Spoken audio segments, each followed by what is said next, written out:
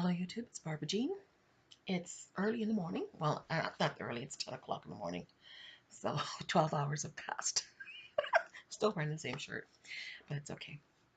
Um, yeah, I'm certain of the dream that I had last night has to do with the fifth seal. And it has to do with also the two prophets. What do I mean by that? First of all, I wanted to explain how interesting it was that Stephanie said her father was going to bring a chair. In the dream, I said, Stephanie and Sam were helping me to get through this thing that I was going through. It had to do with the choking spirit. It had to do with blood. Um, it had to do with the first martyr, Stephen. The first Christian martyr would be the first among many, many, many, many, many thousands, if not millions of people who would be martyred for the sake of Christ Jesus. Um, and in the dream, I was spitting up blood. And the dream, Stephanie said her father was going to bring a chair. Her father, now I'm not, I shouldn't tell you her last name, but she's got a very prophetic last name, Stephanie, and it has to do with death, to die, something about dying. So I'm not going to tell you her last name, but that's what her last name means. Um, so interesting. Um, Also, she said her father was going to bring a chair that I could sit in that would help me. And when her father, she said in the dream, her father is here with the chair, that's when my breathing cleared up. Now, when I looked at um, Stephen's, what happened at the end of Stephen's speech, he sees, he sees, um,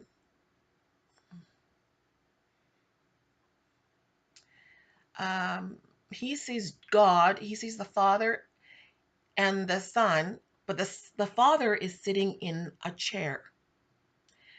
He sees the Father sitting on the throne. He sees the Jesus standing at his right hand. Also, in Revelation chapter uh, 6, the sixth seal, the fifth seal, it's talking about um, the slain. And when he'd opened the fifth seal, I saw under the altar the souls of them that were slain for the word of God and for the testimony which they held. And they cried out with a loud voice, saying, How long, O Lord, holy and true, dost thou not judge and avenge our blood? So they're entreating the throne of God. And it's the Father who's sending the chair. He's sending a seat of judgment. This is huge. Whatever happened to me last night was huge. And I believe it also has to do with the two witnesses. Why do I say that? Because, as you recall, Stephen was the first of many martyrs. And when the prophets were speaking, what happened to them? They got killed by the synagogue of Satan. The synagogue of Satan was always choking the voice of the prophet. So here in Revelation chapter 11, what's going on in Revelation chapters 11? The two witnesses come on the scene with the blueprints for the temple, and they're responsible for building the temple. They're responsible for keeping the synagogue of Satan at bay, to keep them from taking over too soon, or um, uh, taking over the temple before their time. But they are allowed to speak. Revelation chapter 10, the angel comes to John and gives him a scroll to eat, and it's seven thunders. The thunders has to do with God's judgment. I'm pretty sure it has something to do with God's judgment. If you remember, Jesus called John and his brother James the sons of thunder, because they wanted to call down God's judgment on the villages that rejected Jesus Christ. So the thunders had to do with God's judgment. This is amazing stuff. Wow. So he's given the scroll to eat, and he's told that he's going to have to go back and witness to who? Many people.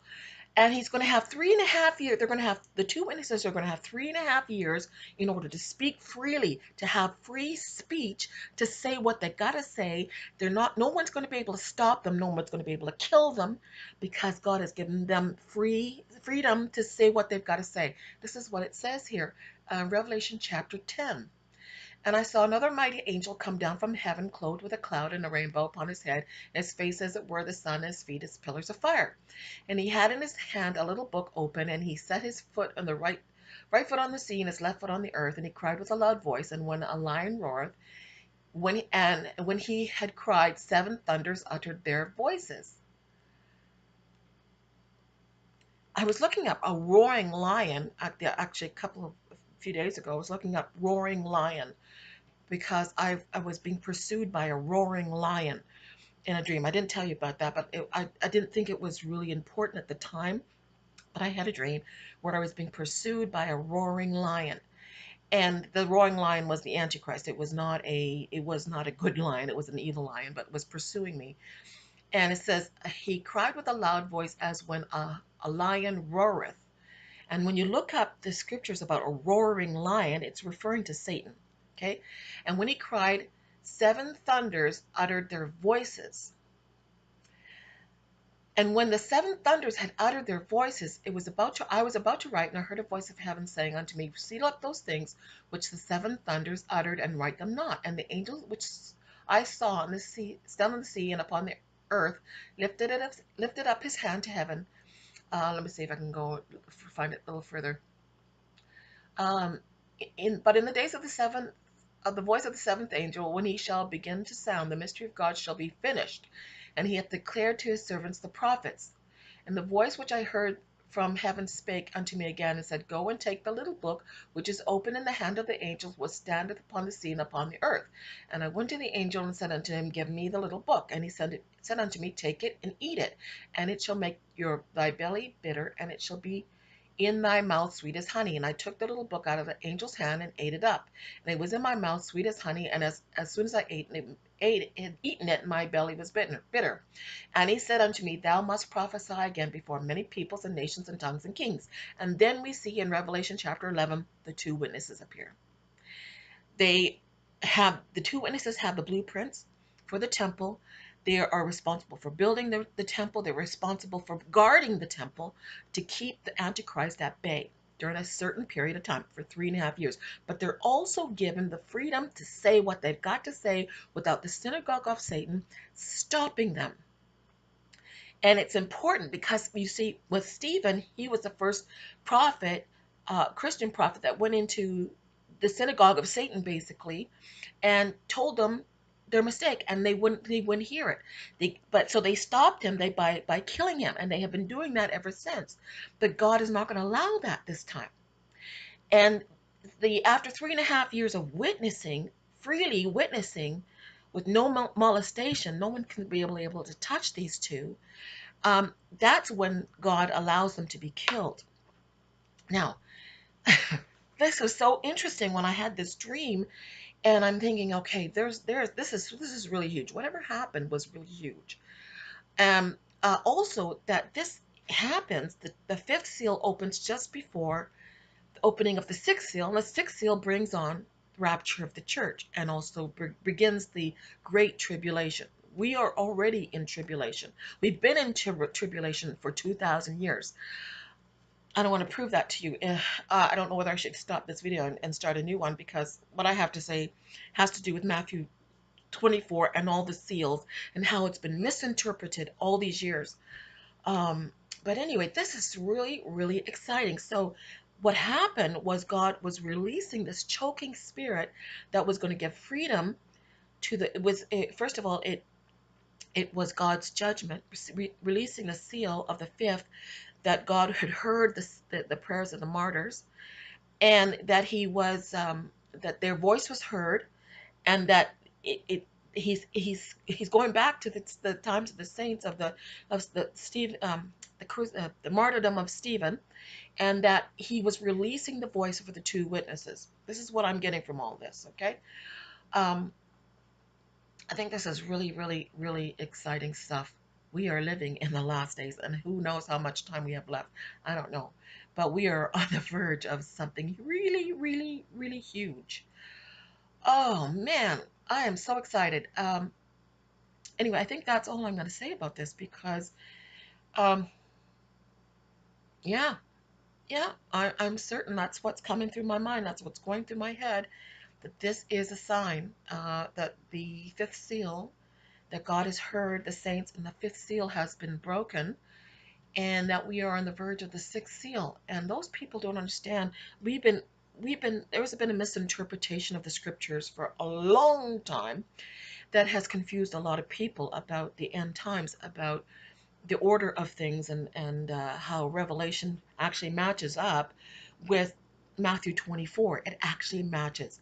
And how Christ was telling us the truth, but because we are misinterpreted or been lied to or deceived in some manner that we have not really been able to perceive.